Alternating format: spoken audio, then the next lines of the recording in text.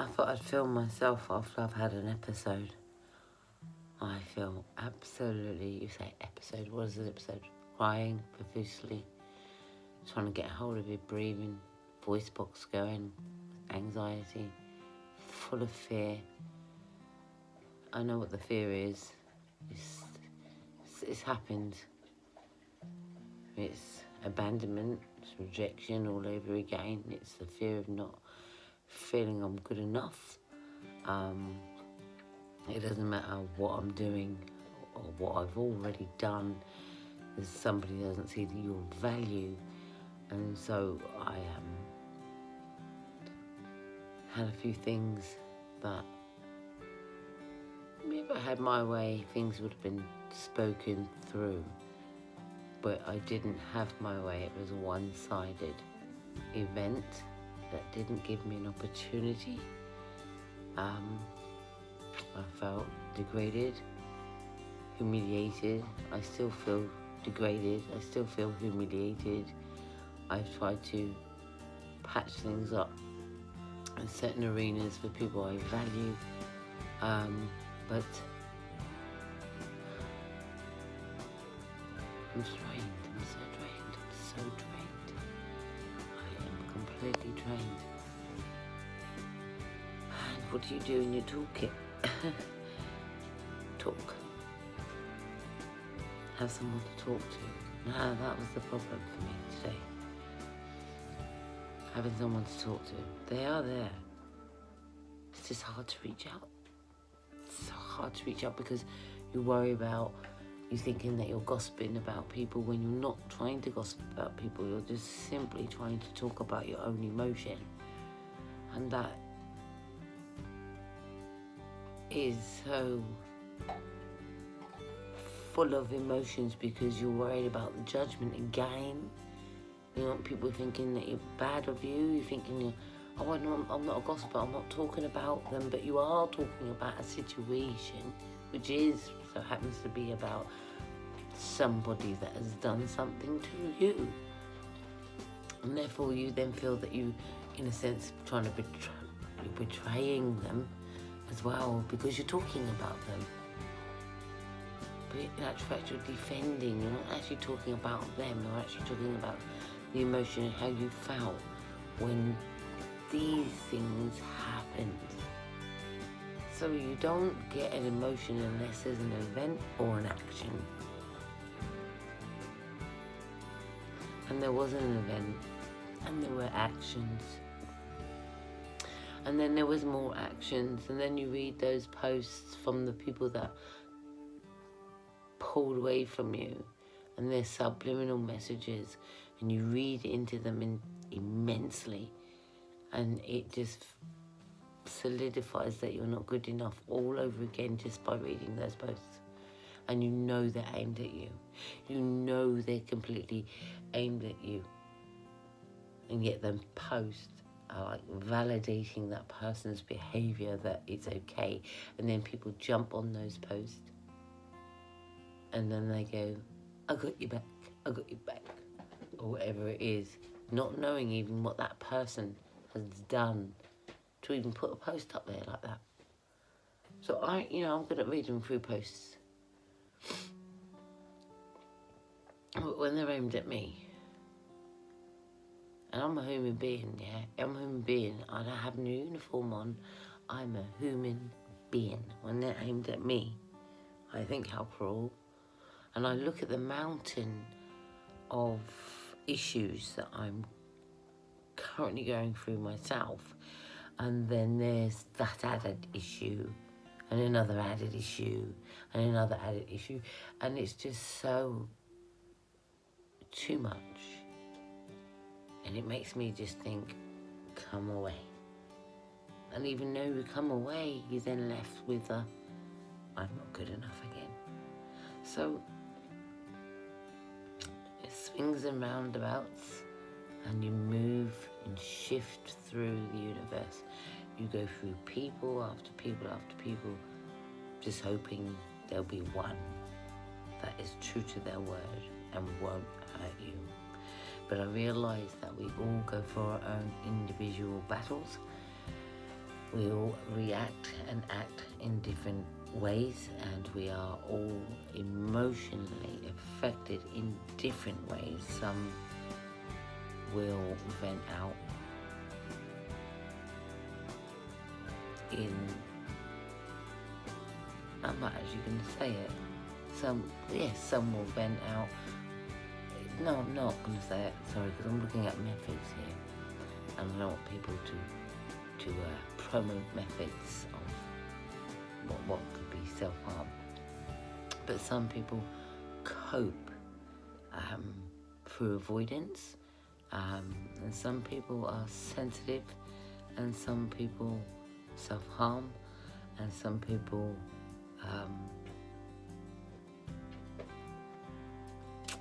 shut down. And it's the shutdown that we have to be careful of.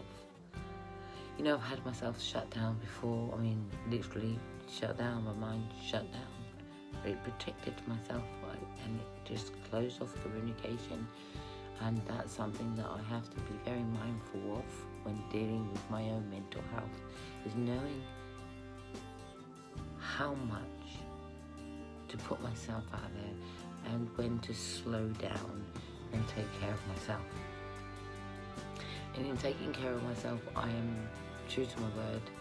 As a coping mechanism, I've learned to talk openly about this emotion that I may be going through. And some people may not like it and think, oh, it's at them, but no, this is my feelings, and I claim my feelings into how my emotions are. And also I teach how and what are the triggers. And for me, I will just solidify it as what it already was. Humiliation, degrading, treatment, everything that I'm against. And I'm against it, and I set those rules. No degrading treatment, no naming and shaming, no bullying. Zero tolerance to bullying. I set those rules even in my own arena. And they're written out. So everyone's clear on those rules. And the rules that I set is so people like myself wouldn't experience what I'm experiencing now. So when it does happen, it's like they broke the rules. It's simple as that. They've broken the rules. And it's clear that I'm not going out of my head when those rules are broken. But the aftermath of rules being broken hurt. And yes, if sensitive, I will cry like some others do. But if sensitive, which I am very sensitive, is that I could actually do other things to oneself as a way of release of this pain and this emotion that I am feeling. So instead of doing that, I'm doing this. Talking. And in talking comes shame. But this shame is not mine. But in talking does come shame because you're worried. You're worried about what they think even doing this video. But really, this isn't personal. This is a personal journey for me. Personal journey for me. And I don't take kindly to unkind behaviour. And I've learned the art of talking about my feelings, talking about my emotions without shaming, without naming or degrading treatment. Because that way, I can teach others to own and claim their feelings too, without naming and shaming and degrading treatment. But I am lucky to be able to teach in a sense of openness and I do it live, or I do it on a recording, or I do it on a YouTube, it doesn't matter. I learned to talk. I didn't before. I shut down and I took things out on me because of other people's bad behaviour. Some they don't recognise it, and some they do and ignore and choose not to do something about it. But they validate their behaviour instead by gossiping and seeking approval for what they did. Saying, did I make the right choices? Did I make the right decisions? That's validation.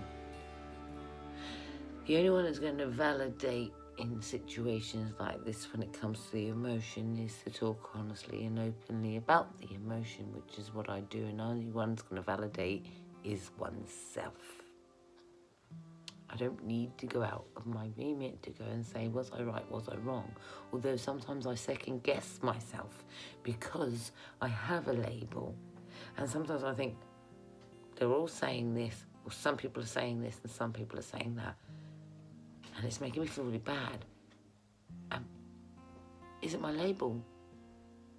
Am I really doing that? And when I pull back and I step and I think, hold on a minute, there's a problem here.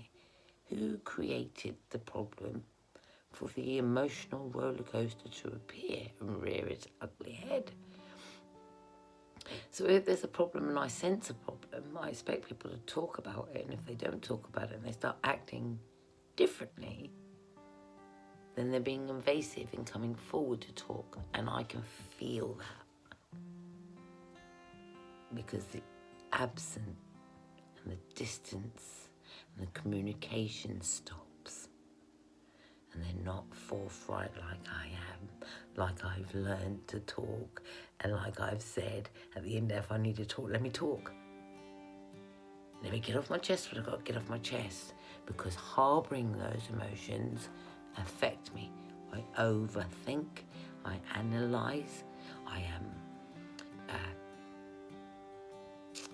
read into every small little minor detail and read everything, and I'll check their posts, things like that. Are they talking about me? In actual fact, when I actually really think they are, but if I stop looking, then I can just shut it down. But sometimes I only look to think, are they sorry for their actions? Is there ever going to be a sorry for things caused? Can they apologise? And when people apologise to me, I can move forward. It's like I can forgive, but when they don't, I feel they'll go around gossiping about me, doing damage, trying to mess up my reputation. And because it's unresolved, isn't it? It's unresolved, and there's no apology for how somebody has made you feel. And I think that's the part where moving forward, sometimes we have to have closure, or we make our own closure. And making our own closure, again, that hurts, having to make a decision to say, you know what, this is really bad for my mental health. There's too much negative energy, and it seems like there's not an option or opportunity to talk. And so if there's not an opportunity to talk uninterrupted, then it's one-sided, isn't it? It's one-sided because somebody wants to talk, somebody doesn't, so it's resolved. But unfortunately, when it's not resolved, this is where a lot of us wear that scar tissue to think somebody thinks bad of you. And that's the part when someone thinks bad of you. When you know you're telling the truth, and you know that you've done all you can to be open, honest, bring things to the table there and then when they happen, not procrastinate over it, then you know you've got a clear conscience. And it is all about that conscience. Is your conscience clear?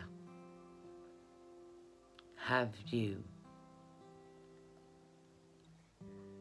hurt anyone? Have you deliberately gone out of your way, knowing you are being evasive? Have you deliberately, for own gain, dropped someone's hand?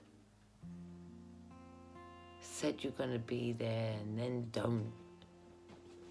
don't turn up at anything that they put on. Don't show up. And this is the thing about Facebook, isn't it? Facebook, you can read into people's posts. You can see that lives.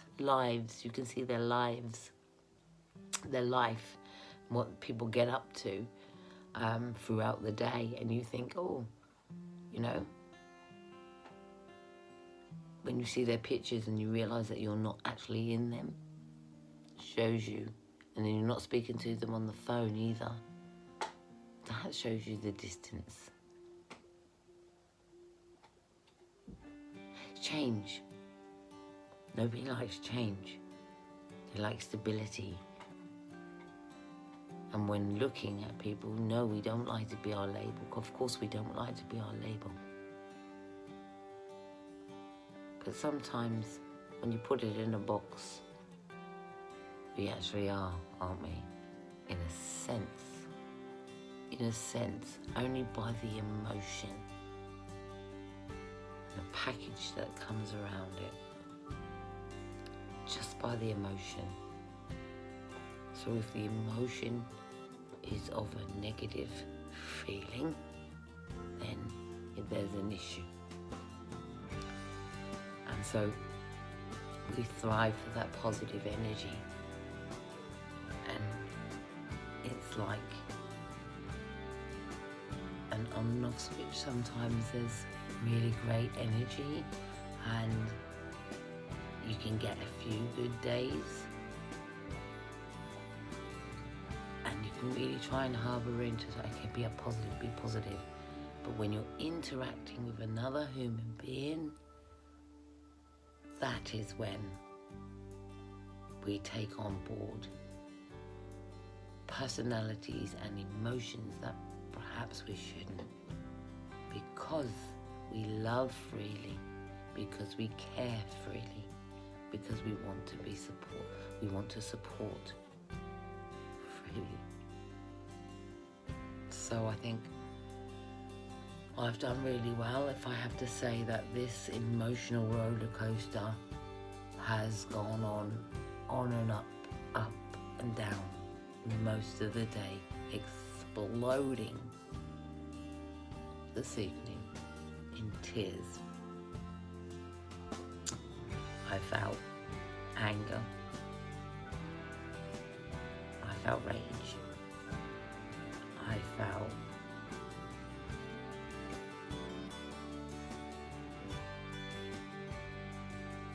how do you explain the feelings? I felt betrayed. I felt not good enough.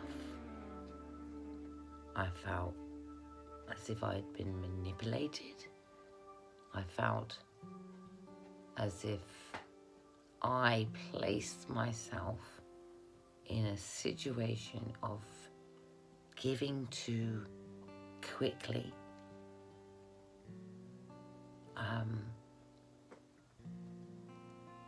Too open, but that's not a bad thing, because that means I've got a clear conscience. That's a good thing. That's a really good thing. Because before I used to keep secrets. Now I won't keep them. I won't keep them. I'm not carrying anyone's shame. I'm not carrying anyone's secrets on my back. We understand confidentiality. Yes, we do. We're not talking about reading off people's stuff. We're talking about I'm not keeping my own secrets. So people can do what they want with their life. But I want a clear conscience, so I will never anymore dismiss how I feel or felt about events. Going forward in life, giving people second chances I've given people second chances, third chances, fourth chances, until I burnt out those bridges. And I think sometimes we should have a policy. I told you what the situation was. Okay, this happened. How do we put it right? Move forward. But if it happens again, then you have to reanalyze just how much time and space you are spending someone, what the requirement is. Because if it's someone you just met, of course there's nothing there, but the hurt, yeah. And again, all I'm saying is nobody likes change, even though change can be good because it can steer you in another direction, but it's the initial part of change that causes the instability, because you had a plan and the plan has been scuppered by somebody else. You still remain, but just moving through, and whoever comes along next, what's the lesson out of this? And without making somebody else pay for somebody else's mistakes. So I think for myself,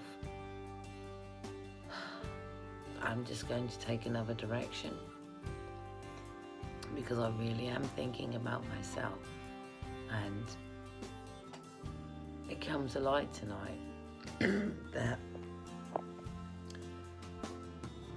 I shut down communicating. I tried to pick up the phone to call someone, and I thought about embarrassment. I thought about maybe I'm imposing on their energy. I thought that I'd be a pest. I thought maybe they thought I would have mental health. That's a lovely famous word everybody likes to use, but in their language they would understand. But in my language it's not appropriate to say they've got mental health when we're actually looking at what created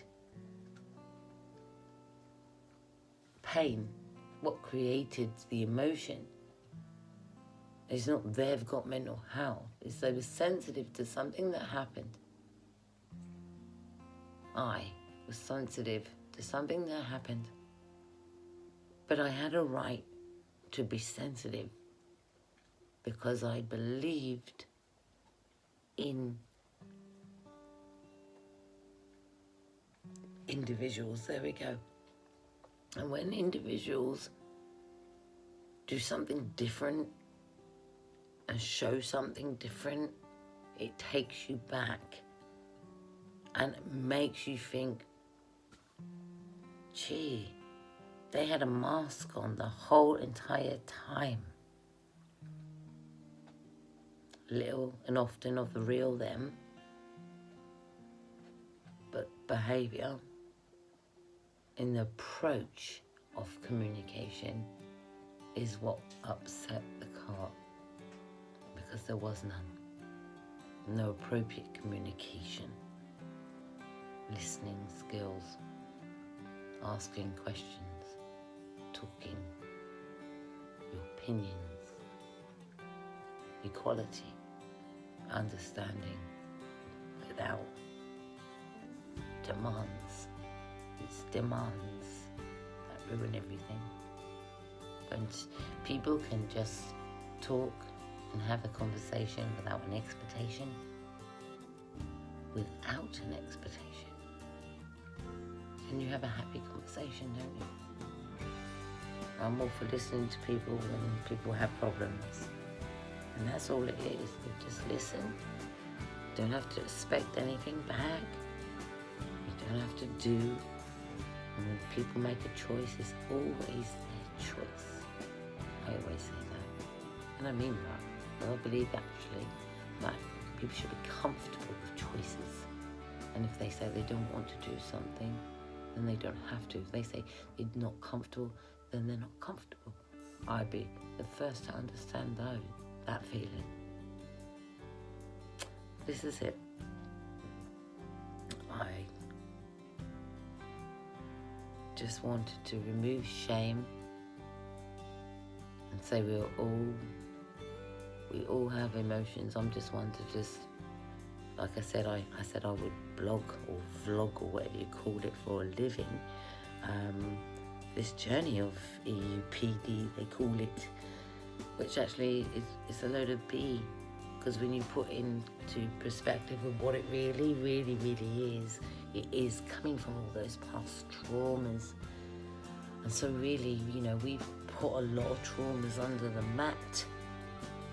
And when they're exposed, you finally come out and start telling people, okay, I have this label because it represents an emotion I can go through, and it's something that is put in a box to say, ding,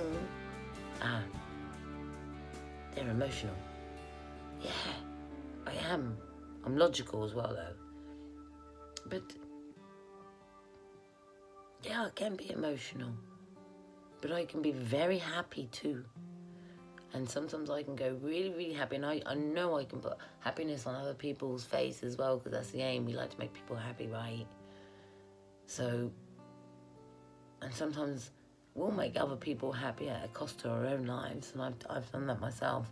I've always put other people before I put myself. And I'm learning to try and put myself first.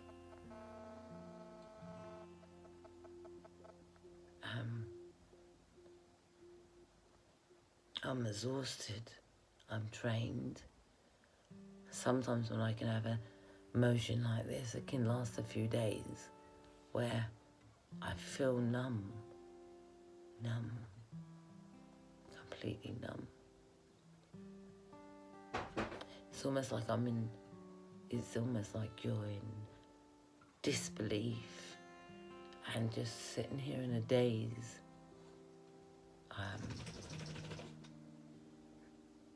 And I hate that feeling. I hate this feeling with a passion. It feels heavy.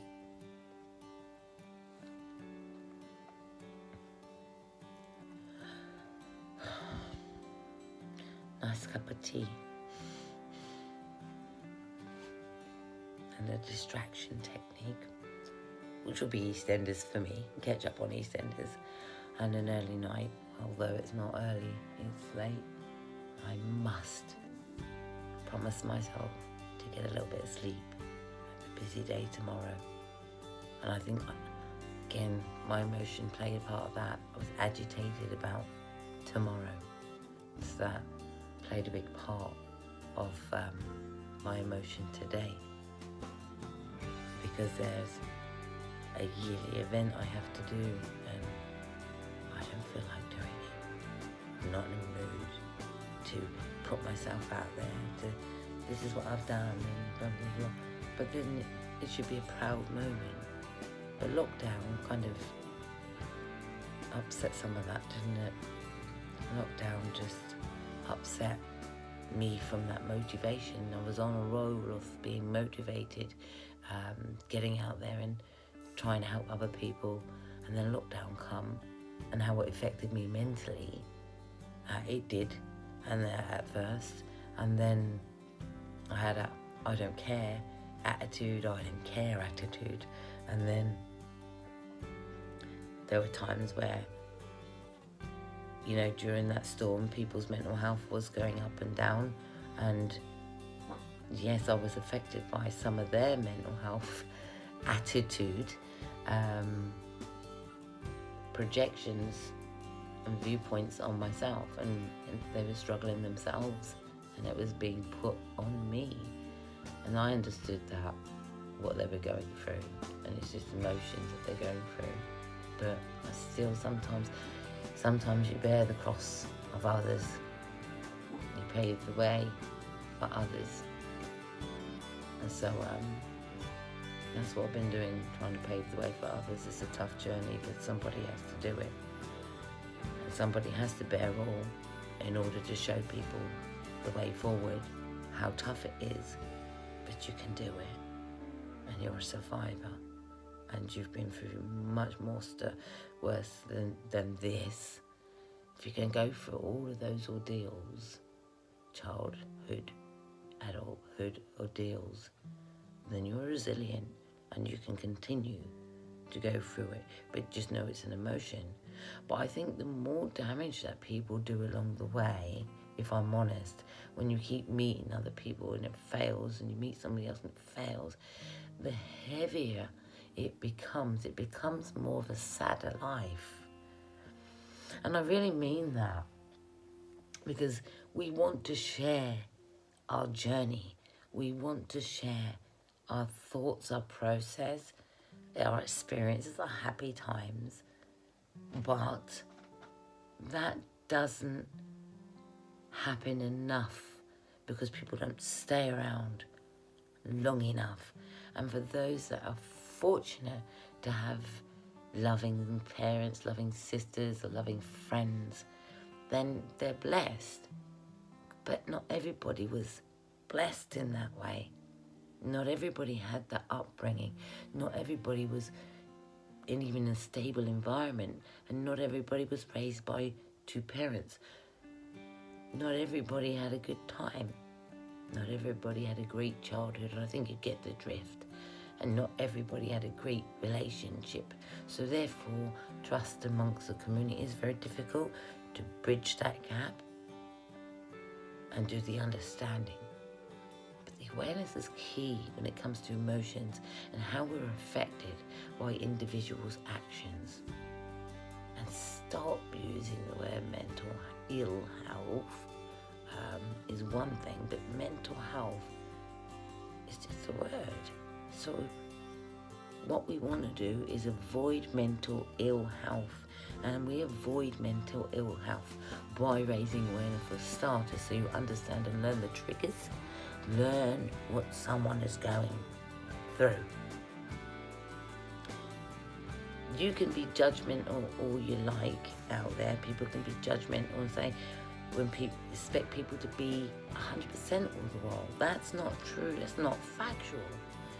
You have to be a blink and steel robot to not have any emotions or be affected by life, or affected by someone or something. So we have emotions, and we all have them, whether we wear a uniform or we don't wear a uniform. I call that the mask. Take it off or leave it on. I choose to take mine off and bear all. I'm Kerry Mussington, actually. I hesitated in saying my last name because I was ashamed what somebody would think about this video, actually. Just briefly, one snippet thought process, hesitation, what somebody would think about it if I say my name. Why? Because mental health, there's a fear factor with mental health. When you're telling someone, are they going to think you're capable? Are they going to think that you're well or you're unwell? Will somebody be sending a welfare check? Don't. I'm fine. I'm fine, absolutely fine. I am literally talking openly and honestly, and I do this for a living. Because I'm paving the way. The forgotten people, especially that label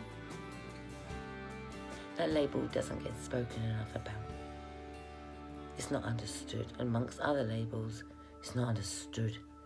And I'm talking about the intensity of emotions.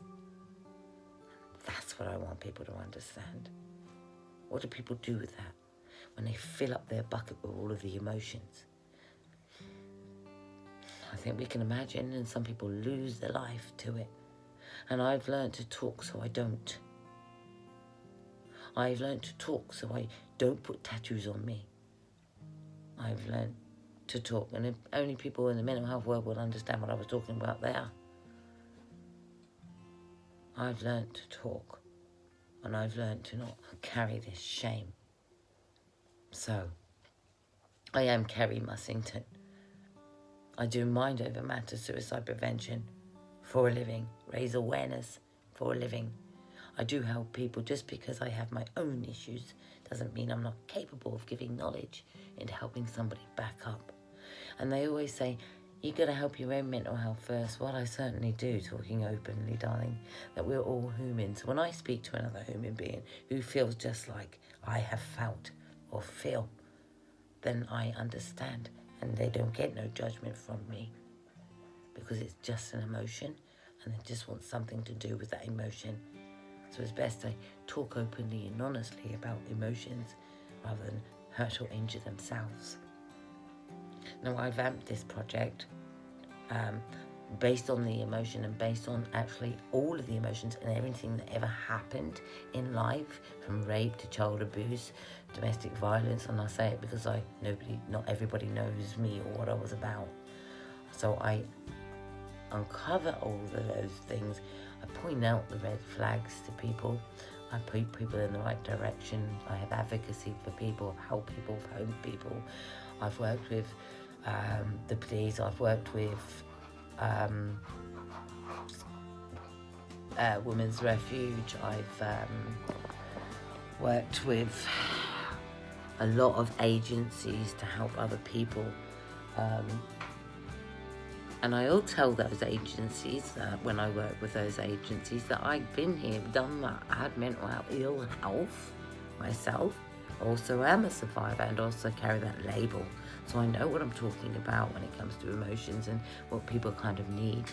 And sometimes they just need stability. And how do we get that stability? What is the problems? How do we iron out the problems?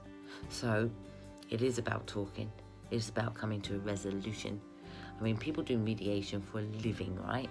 So, unfortunately, you can't always get mediation with people you fall out with, because some people are just not willing to be expressive the way that you may have learned to be expressive.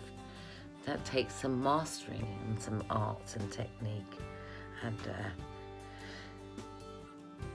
you feel good when you start expressing freely without the judgment and worrying what other people think of you.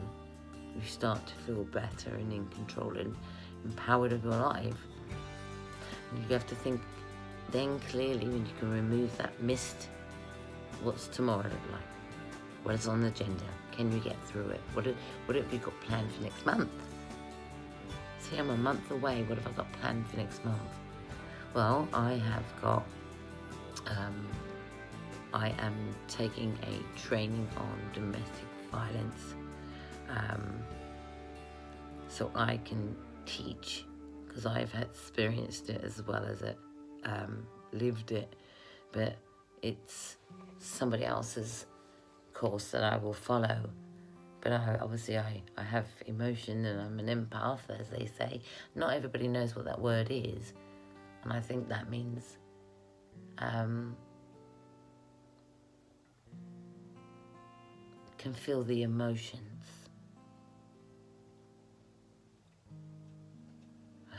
Spiritual, isn't it? I think there was a film once that says it's like having, they said having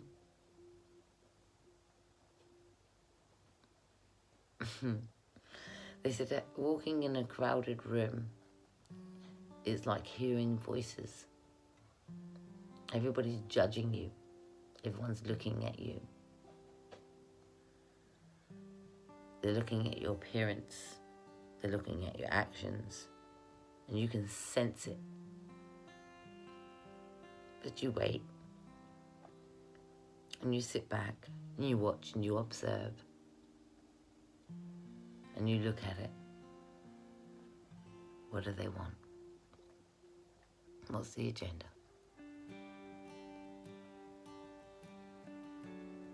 Sometimes there is. Maybe someone says there's no agenda. Of course there's an agenda. There'll always be an agenda, because first of agenda is you want people to like you. That's the agenda. You want people to accept you. That's another agenda. You want people to appreciate you. That's another agenda. Might be a request. But it is the aim, because you want people to see you as a whole package. So if you was to break it all down, what you are asking for is kindness and appreciation of life. Yeah, I'm going now. Ta-ta, I need to go and try and regain some energy. But yeah, I literally thought, I would come on here and literally say how drained I was, because I want people to understand that when you are living with this label, you muster, you sit here and you analyse and think, is it me? Is it me? Is it me? And it isn't. But you still question the way of the world. And I think I can speak on behalf of a lot of people that have this diagnosis, and maybe other people that don't even have the same diagnosis, may have a different diagnosis, that still experience the same feelings. They might have a bipolar diagnosis, still experience the same intense emotions of instability when something goes wrong, or when they want something or of someone or something like that. So it's almost like, they want more of appreciation, more of understanding. And I think that's very rare when you come across someone that you connect with. You can't get enough of them sometimes, but you have to be fair with everyone's time. I get that. You get that. So, but you want that general emotion to last. You want that happy, content feeling to last. And like I said, sometimes it gets tarnished because everybody has their own journey and own problems, own individual issues behind closed doors. This we must always understand. So that's the roller coaster ride today.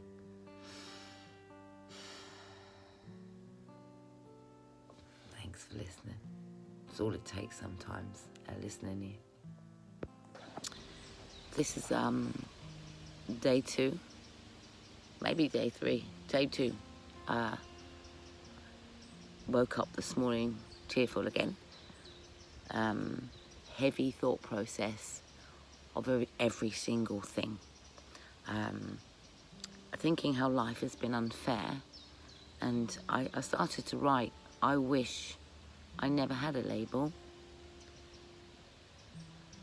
I wish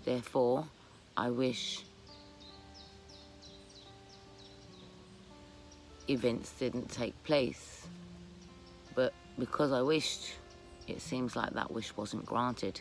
And here I am with a friggin' label and trying to fit into the world of people looking at you just because there's a problem. This is the difference, isn't it? The difference is when there's a problem, nobody looks at the person without a label to see if something is wrong there. No, it's all judgment. And so I think judgment for my thought process really is why I get treated so badly, why I allow myself to be enticed into believing in people so easily and get shitted on from great lengths. But that one incident brings in all the other incidences of how much damage people have done to me. Am I damaged?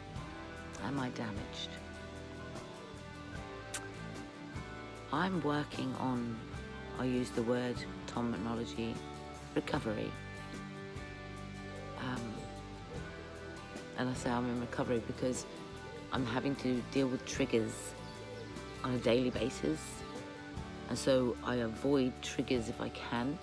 And that means, if it means not putting myself in an arena where I have to keep explaining or talking or just pretending that I'm okay, then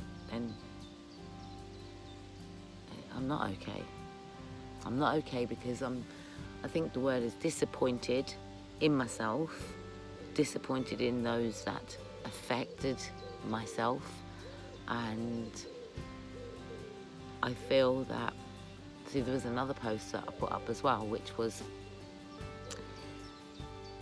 when you tell someone about your pain, you don't expect them to add more pain on top. It's like the rules have been broken. The disregard for respect has been broken, and it's not there. So there comes disappointment, and in disappointment, it's like, where do I go from here? What does tomorrow look like now? What if I've cut people off? Am I too afraid to talk again to people? Do I keep them at a distance? Am I allowing myself to be loved, or preventing myself to being loved?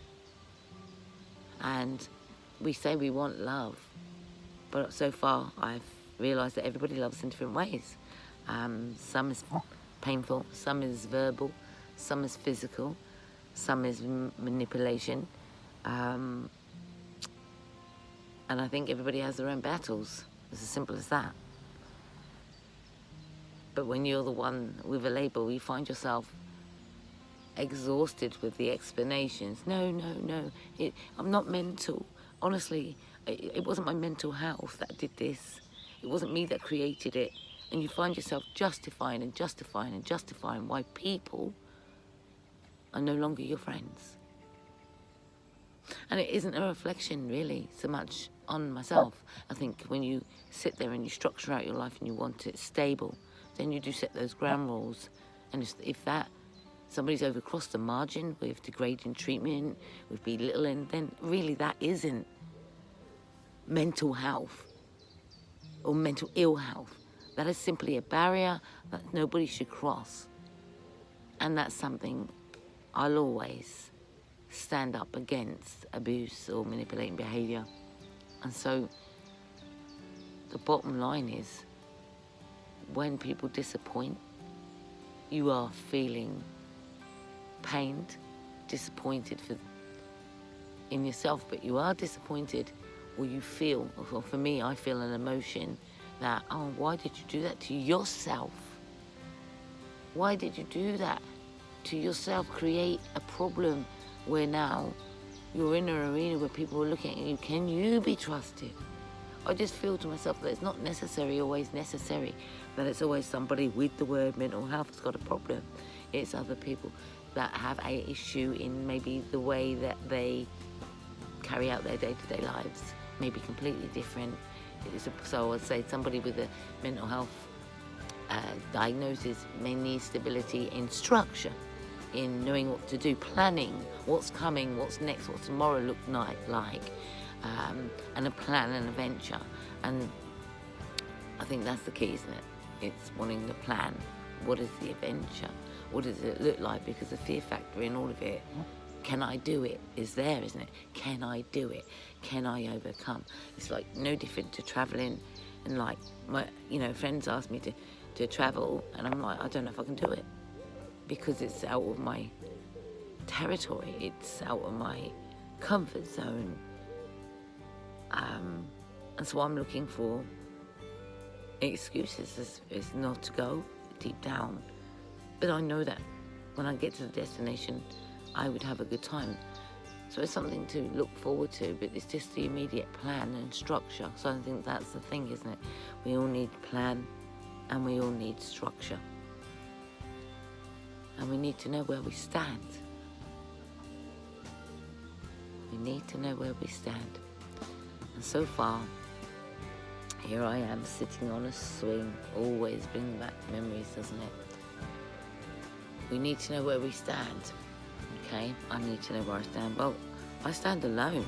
I woke up alone, I go to bed alone. I've got people out that I can talk to, or they say use as a sounding board. There's only so much talking you can do. It's action that's required now, isn't it? So what do you do to occupy your days? I have a mountain of mess that I have to clean up in my home, and just starting it is an issue. But until that mess is cleaned up, it's just like my head, isn't it? Nothing gets resolved. So plan of action is to take steps, small steps, and complete the task. Right? Like I said, I hate when you go into the anxiety and in crying hysterically. It feels like, even though it's another day today, I still feel like I'm drunk. It's like drunk. I'm using that expression because it's an expression of grogginess, heavy-headed, and yet I haven't even had a drink. But that's anxiety, and that's because I was crying, and I'm still thinking who to trust. Like, a neighbour sat in the garden today. I didn't want to speak to anybody. And I didn't know what to say because half of me don't want to pretend that. So it's just hello and goodbye. But you sit there in silence and not a conversation. So you think this is uncomfortable, sharing a space, but this quiet. And maybe it's the quietness that many of us don't like. To be still. Because we overthink. And when we are still, like we are now with no one around, no one but the greenery and the earth and the fresh air, here we are, still, alone, just a thought away from anything.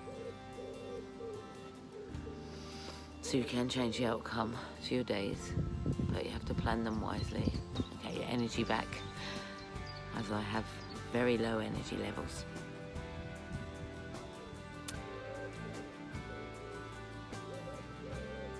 It's reality, isn't it? It's reality. It's shutting down as well, shutting down. I'm looking for, in my head, ways to keep myself safe. If that means, do I stop the business, because that'll be the end of hassle. I'll never have to interact with another human being again. That's just a cop-out, isn't it? But it's a thought process that went through my head. Do I, because I'm worried also about people judging me because I'm having an off day. But we are allowed to have an off day. I'm just open with mine. But if I was working in employment for somebody, I'd be letting them down right now because I wouldn't be able to show up for work. Because mentally and emotionally, I'm drained today. So unless I learn to get that energy back, I'll admit that I need to take a step back and recover from these incidences that have really highly affected me. And then another thing, you've got friends around, you've got people that and they've got their own traumas and tragedies going on. And I watched a clip of a person that I know very, very well. Sorry, I'm looking.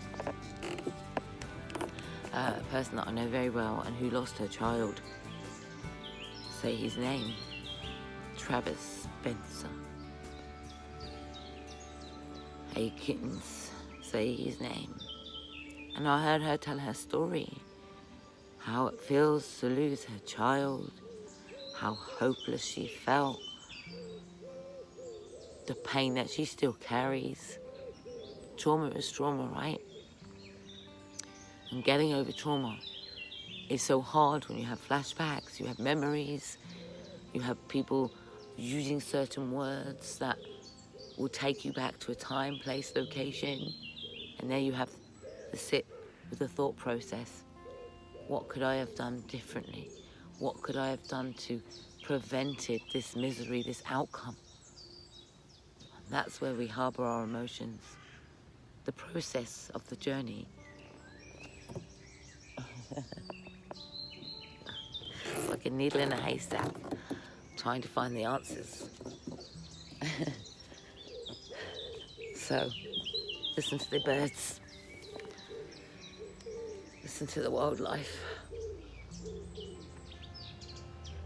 Know that you're alive and you're in the land of living when you can connect to nature. I know I've got sacks under my eyes. I know that. I know my eyes are heavy. It's okay. I'm not here to enter Miss Beauty competition.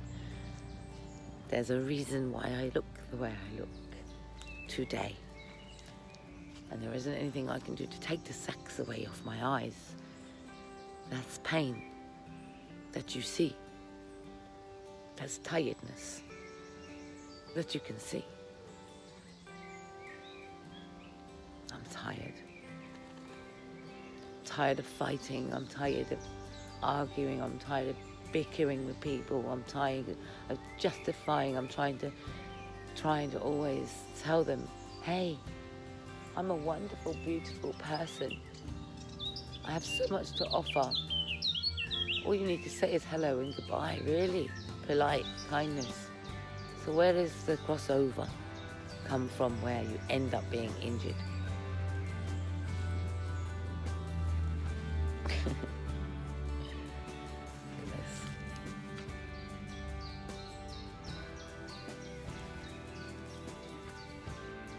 You enjoying yourself there?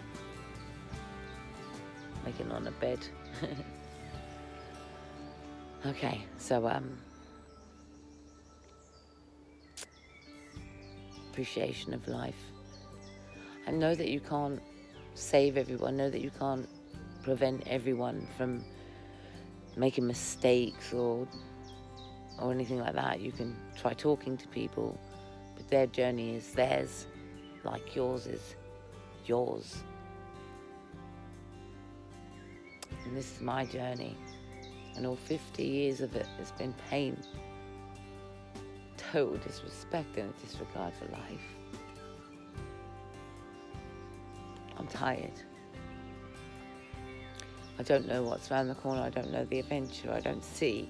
I think lockdown created a lot of division, distractions, and I feel like there's nowhere to run anymore. There's nowhere to run. You can move from situations. You can go on holiday, but you'll always return back to your destination. Or you could just be one of those travellers. And again, lockdown prevented a lot of that, didn't it? But, to be in the same place, the same destiny, same people, sometimes can be the same outcome. So unless you step out your comfort zone and explore, you don't know what's around the corner, right? You don't know what's around the corner. Glad I come to this park today. It's peaceful and tranquil, and someone's enjoying themselves.